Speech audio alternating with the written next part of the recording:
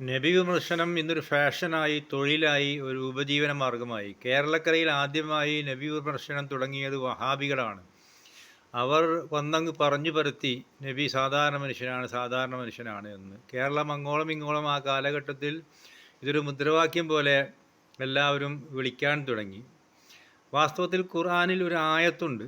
അത് ആ കാലഘട്ടത്തിലെ ആളുകൾ നബിയിൽ അവിശ്വാസം, നബിയിൽ പരിഹാസം, നബിയിൽ കുറ്റപ്പെടുത്തൽ എന്നൊക്കെ തുടങ്ങിയപ്പോൾ അള്ളാഹു റസൂലിനെ മഹത്വപ്പെടുത്തിക്കൊണ്ട് പറഞ്ഞതാണ്, നിങ്ങളെപ്പോലെ പ്രവാചകനും മനുഷ്യനാണ് എന്ന്. ഖുർആൻ്റെ നേർ അർത്ഥമല്ല, ആശയമാണ് ഞാൻ പറയുന്നത്.